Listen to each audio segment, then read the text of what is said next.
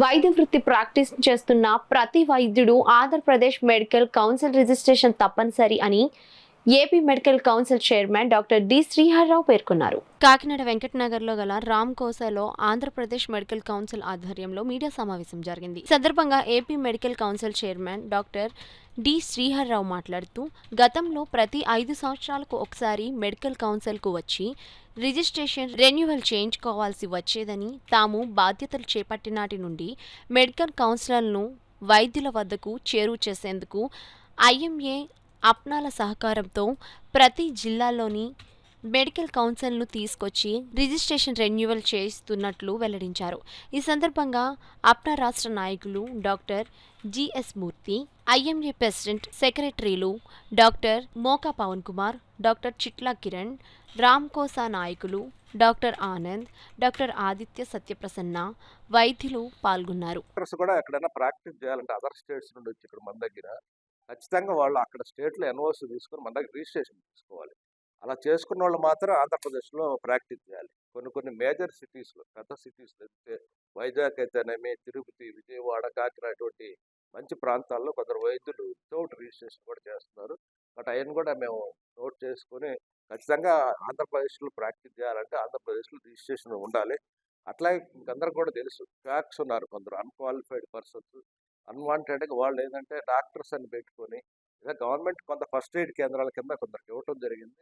అలా కాకుండా అన్క్వాలిఫైడ్ మనకి ఆ డిగ్రీస్ లేకుండా డిగ్రీలు పెట్టుకొని చేసే వాళ్ళందరూ కూడా మెడికల్ కౌన్సిల్ నుండి మేము ఖచ్చితంగా రాబోయే రోజుల్లో, ఎందుకంటే మాకు ఒక విజిలెన్స్ ఆఫీసర్ ఉన్నారు, కమిటీ ఉంది, అట్లే రాబోయే రోజుల్లో కూడా జిల్లా ఒక 3 మెంబర్స్ తోటి ఎవరైతే మా ఏమే అప్నా వాళ్ళందరూ మెంబర్స్ని తీసుకొని ఒక కమిటీని కూడా వేసి వాళ్ళ మీద కూడా ఖచ్చితంగా అనుకోవాలి. ఎందుకంటే ప్రాణం అనేది చాలా విలువైంది.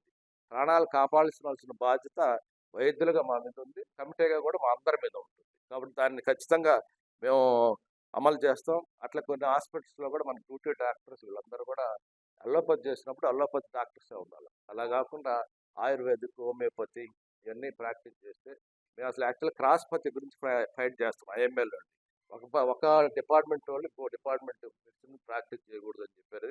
మేము వాళ్ళ సబ్జెక్ట్ రెస్పెక్ట్ చేస్తాం, వాళ్ళ సిస్టమ్ ఆఫ్ మెడిసిన్ రెస్పెక్ట్ చేస్తాం. కానీ మా సిస్టంలో వాళ్ళు ప్రాక్టీస్ చేయటం, వాళ్ళ ప్రాక్టీస్ మేము చేయటం అనేది ఖచ్చితంగా తప్పు అవుతుంది. కాబట్టి అటువంటి దానికి కూడా మేము మెడికల్ కౌన్సిల్ నుండి యాక్షన్ తీసుకుంటాం. అలాగే అల్ట్రాసౌండ్ కూడా క్వాలిఫైడ్ రేడియాలజిస్టులు చేస్తారు. క్వాలిఫికేషన్ ఉన్న వాళ్ళు మాత్రం ప్రాక్టీస్ చేయాలి.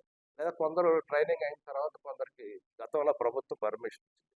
అలా కాకుండా అన్ని విధాల ఎవరంటే వాళ్ళు అల్ట్రాసౌండ్ మిషన్ తీసుకొని, ఎందుకంటే అల్ట్రాసౌండ్ మిషన్ టీసీపీఎన్ఎట్ యాక్ట్ అనేది ఉన్న వాటిల్లో చాలా టఫెస్ట్ యాక్ట్.